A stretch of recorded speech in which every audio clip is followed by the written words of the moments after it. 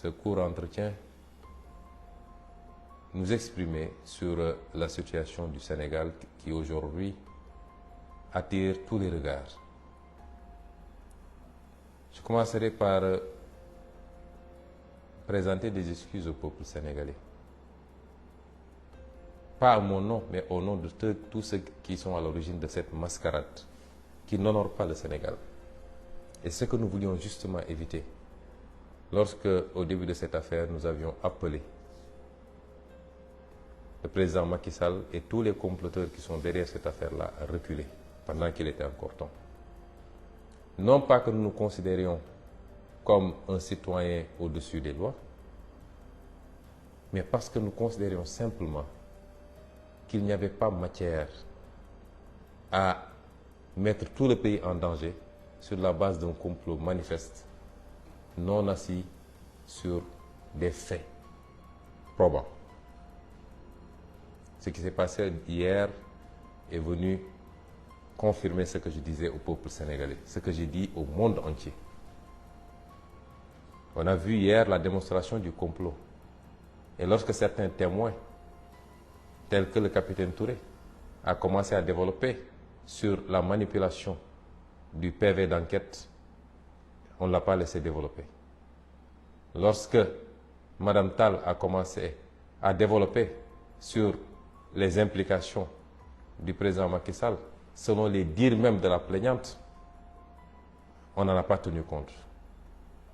Hier, le complot a été mis à nu, nonobstant le fait que, à cause de leur comportement extrêmement injuste, agressif à mon endroit, lors des dernières convocations dont j'ai fait l'objet, nonobstant le fait qu'à cause de cela, je n'ai pu me rendre hier au tribunal, parce que j'ai été très clair et je le rappelle à l'endroit de la communauté internationale. Je n'ai jamais refusé de déférer à une convocation de la justice. Mais tout le monde a vu le traitement auquel j'étais soumis à chaque fois que j'ai essayé de déférer à une telle convocation. Mon quartier est barricadé, ma famille est terrorisée, mes enfants sont privés d'école.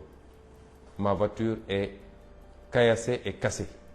On m'extrait de force, on m'asperge de liquide toxique pour me mettre dans des fourgons.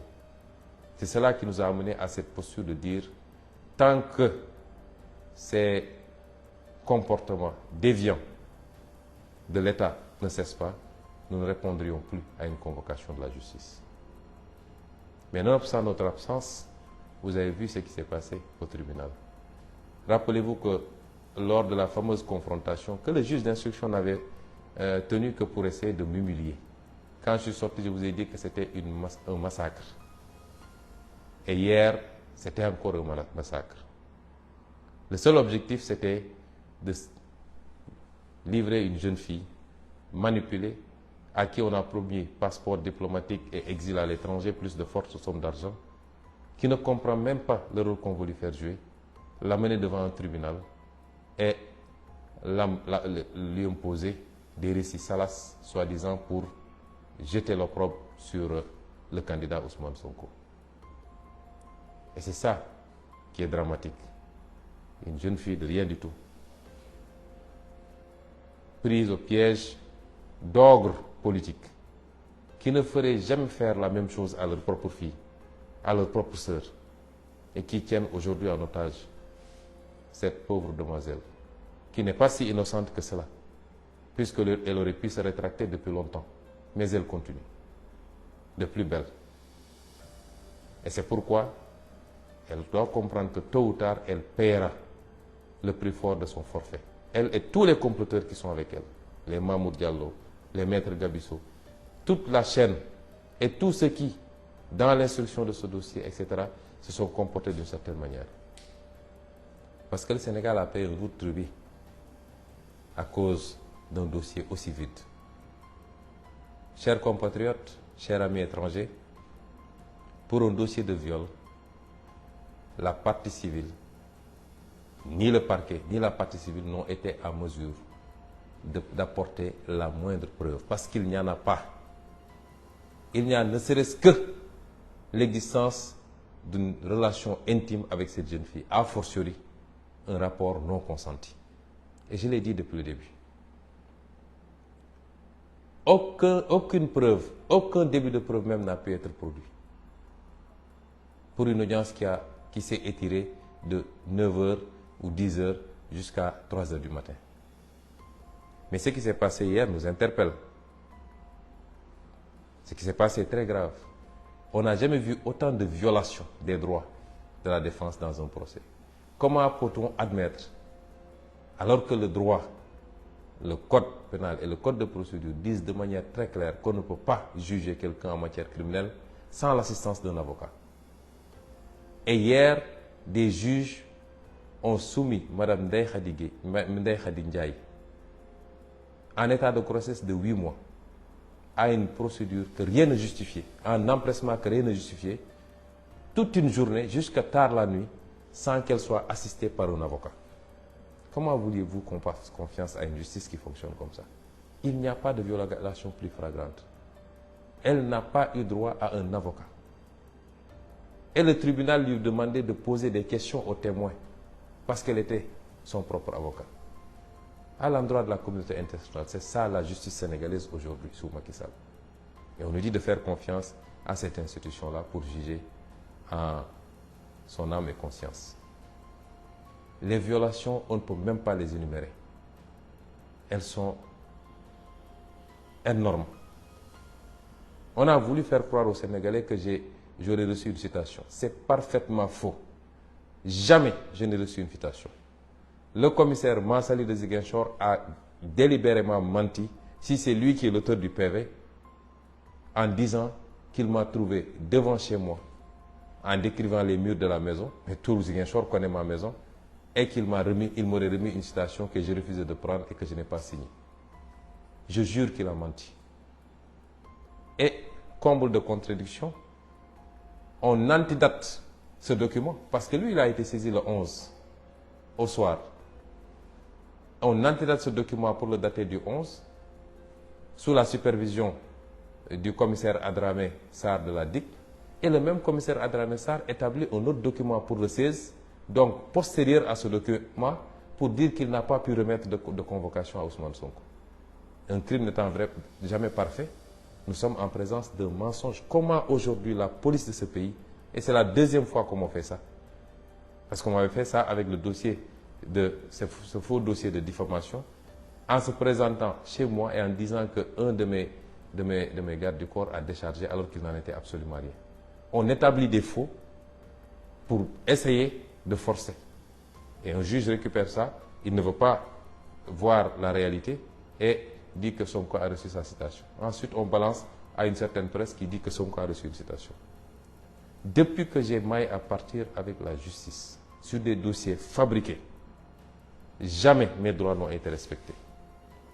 Et aujourd'hui, si on avait une vraie justice, c'est ces comploteurs-là qui auraient dû être poursuivis. Et pourtant, j'ai déposé des plaintes depuis plusieurs mois maintenant.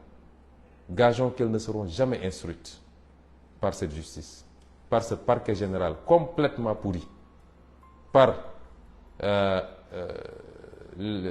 ceux qui doivent instruire les dossiers. Et c'est ça la réalité du Sénégal aujourd'hui. On nous dit de faire confiance à cette justice. Je suis désolé, je ne ferai jamais confiance à cette justice. Nous sommes en face de dossiers politiques. Et comme disait le président Blaye Wade, un dossier politique ne se gère pas au niveau des prétoires. Et ce qui s'est passé hier le prouve. Depuis quand le tribunal se transforme en une salle de projection pornographique, simplement pour essayer d'atteindre un opposant, sur des faits qui n'existent pas, qui ne sont pas établis. Et c'est pourquoi nous considérons que, et nous continuons à appeler tous les Sénégalais à se mobiliser. Comment est-ce qu'un tribunal peut faire face à une partie civile qui vous étale des mensonges et des contradictions? Les vidéos sont là qui font lésion, où cette partie civile disait détenir des preuves irréfutables sur son téléphone portable. Ni à l'instruction, ni à l'enquête de gendarmerie, encore moins à l'audience, elle n'a pu produire cela. Comment cette partie civile peut dire qu'elle ne connaît pas Mamour Diallo alors qu'il y a une vidéo qui circule où elle dit « c'est moi qui ai enregistré Mamour Diallo parce que je voulais avoir des preuves pour la suite ». Comment cette partie civile peut avoir déclaré avoir été enceinte et 2 ans plus tard, toujours pas de bébé, et devant un juge, elle dit non, c'était juste pour avoir la possibilité de m'échapper. Et enfin, la liste est encore longue, on peut encore sortir, mais comment une partie civile peut reconnaître devant un juge que les audios qui ont été présentés par un témoin, dans lesquels elle disait nommément elle disait carrément que c'était un complot ourdi par Mamour Diallo, qui lui a promis des choses. À la question, est-ce que vous reconnaissez votre voix dans cet audio-là et est-ce que vous les validez? Elle dit oui, mais je le faisais juste pour m'amuser et pour tromper les gens. Quelle crédibilité peut-on accorder à une partie civile qui ment à tout le monde, qui a accusé tout le monde, y compris ses avocats, beaucoup de personnalités de la République? Comment est-ce que la République du Sénégal, la justice sénégalaise peut s'abaisser à ce niveau-là pour dire soi-disant qu'ils organisaient ce procès? Simplement parce qu'il faut atteindre Ousmane Sonko. Voilà là où nous en sommes. Et c'est cela que nous voulions éviter au Sénégal. Parce que le Sénégal ne mérite pas ce spectacle-là. Beaucoup de manipulations depuis hier. Une certaine presse, mais qui ne nous surprend pas, notamment le journal L'Observateur, qui va jusqu'à pervertir les déclarations des témoins, dont les témoins clés. Hier, tous les témoins ont été à décharge. Tous. Et ils sont allés fabriquer un témoin qui n'a été là ni à la phase d'enquête de la gendarmerie, ni à la phase d'instruction. À la dernière minute, lors du procès, on nous sort un témoin que personne ne connaît pour raconter des histoires. Tous les autres témoins ont témoigné à décharge. Et surtout les témoins clés. Parce que dans ce dossier, qui est témoin clé? C'est le gynécologue. C'est celui qui a fait l'enquête préalable. C'est l'employeur. C'est l'autre masseuse. C'est ça les témoins clés. Et tous ces témoins clés ont témoigné à décharge. Pas parce qu'ils veulent être avec Ousmane Sonko, parce que je ne les connaissais pas jusqu'à cette période-là. Et tous sont des proches plutôt de la partie civile. Comment un juge peut, sur un dossier comme ça, imaginer une fraction de seconde aller condamner Ousmane Sonko? Et voilà où on en est.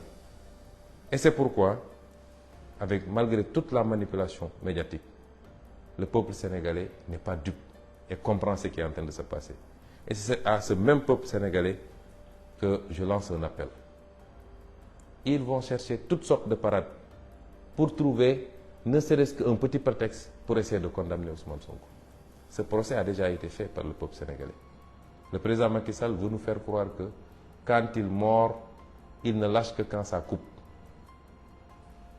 Il ne doit pas avoir plus de détermination que nous. Ou alors on n'aurait pas la vérité avec nous. Il ne doit pas être plus déterminé que nous. Ni lui, ni son groupe de comploteurs, encore moins sa succursale politique, qui passe tout son temps à insulter, du matin au soir, à essayer de dénigrer, de jeter l'opprobre sur les gens. Je l'avais dit, je maintiens mon gatsa, œil pour œil, dent pour dent, parce qu'ils ne sont pas plus nombreux que nous dans ce pays. Ils ne sont pas plus déterminés. Nous n'avons pas à fléchir devant Macky Sall, parce qu'il n'est pas dans le vrai. Et on lui a donné toutes les opportunités possibles pour comprendre que la voie qu'il s'est choisie est sans issue. Mais apparemment, il n'en fait qu'à sa tête.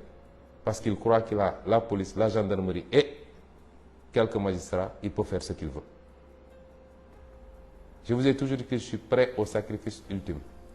Ce n'est pas pour autant qu'ils vont essayer de m'assassiner pour dire c'est lui qui avait dit qu'il serait. Donc il s'est tiré une balle. Non, je ne suis pas suicidaire. Je sais ce que ça veut dire dans ma religion. Mais je me battrai avec tous les moyens qui sont à ma disposition contre l'injustice. Et j'appelle tous les Sénégalais à se mobiliser à nos côtés. Parce que si Macky Sall arrive à ses fins avec Ousmane Sonko, mais rien ne le retiendra plus dans ce pays. Et vous le savez, ce sera la dictature totale. Il avait réussi à se baliser tout un boulevard et c'est au dernier moment qu'il a vu sortir de nulle part un Ousmane Sonko et ça lui a posé un problème. Et donc, j'en appelle à tous les Sénégalais, la jeunesse particulièrement, parce que c'est votre victoire qu'on va vous voler. C'est la possibilité que vous avez, plus que toute autre génération antérieure, de prendre votre destin en main, de prendre votre pays en main et de prendre votre continent en main. C'est ça qu'on va vous voler. Et c'est le même système qui veut aujourd'hui vous voler ça. Et se perpétuer dans la corruption, dans le détournement de deniers publics, dans les choix non prioritaires, dans la compromission des intérêts nationaux. Est-ce que vous allez l'accepter? On essaie de vous amadouer. On essaie de prendre soi-disant des influenceurs de partout, etc., pour détourner la jeunesse que vous êtes. Et j'ai conscience que vous êtes aujourd'hui une jeunesse complètement au fait des réalités. Vous avez conscience des enjeux. Et c'est pourquoi j'ai confiance en vous. La jeunesse d'abord, mais toutes les femmes du Sénégal. Parce que quand le pays va mal, les premiers à être fatigués, c'est les femmes. Parce que c'est elles qui gèrent les foyers. Elles ne peuvent pas tourner le dos à la famille. Vous êtes concernés par cette bataille. Les personnes âgées, mais tous les secteurs professionnels et socio-professionnels. Agriculteurs, transporteurs, artisans, marchands ambulants, étudiants, élèves, et j'en passe, enseignants. Vous êtes tous interpellés aujourd'hui. Ce combat est le vôtre avant d'être même celui de Sonko. Je n'en suis qu'un élément. Et notre rôle, c'était de gagner le pari de la conscientisation. Et je pense que vous êtes tous conscients maintenant des enjeux. Nous sommes à 8 mois de la fin de cette première partie de notre parcours. Parce qu'à partir de 2024, s'il plaît à Dieu, nous ouvrons une autre page qui nécessitera l'engagement, la détermination, le patriotisme de chacun et chacune d'entre vous. Ne laissons pas passer cette occasion, parce que nous le regretterions tous. Ne laissons pas passer cette occasion, quelquefois par, excusez-moi d'un certain nombre de termes que je vais utiliser, quelquefois ça peut être par ignorance pour certains. Pour d'autres, c'est parce qu'on a peur de grenades lacrymogènes ou qu'on nous prenne, etc. Mais nous sommes un grand peuple. Macky Sall ne peut pas tous nous emprisonner, encore moins nous tuer. Il n'ose même pas le faire. Donc, ce que vous devez savoir, à chaque fois qu'il y a une victime, la pression s'accroît sur Macky Sall. Au niveau intérieur d'abord, mais au niveau international. À chaque fois qu'il fait des prisonniers politiques, la pression s'accroît sur lui. Continuons à lui mettre cette pression-là, parce qu'il n'a même pas de place pour nous emprisonner tous.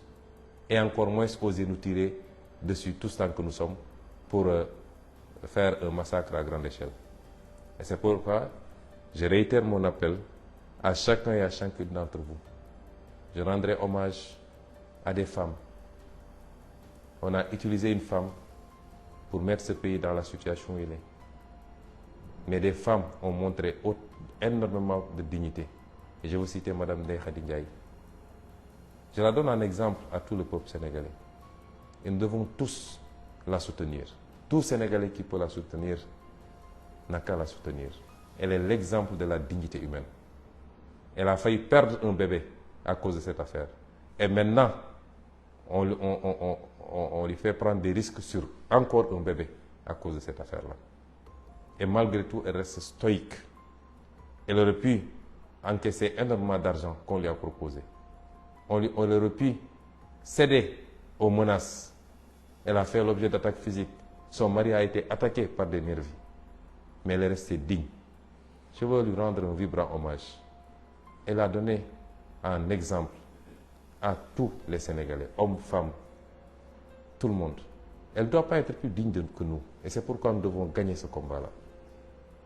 Voilà le message que je voulais vous délivrer en vous donnant rendez-vous à Dakar, s'il plaît à Dieu, parce que à partir de demain ou au plus tard après-demain, je ferai route vers Dakar et j'appelle tous les Sénégalais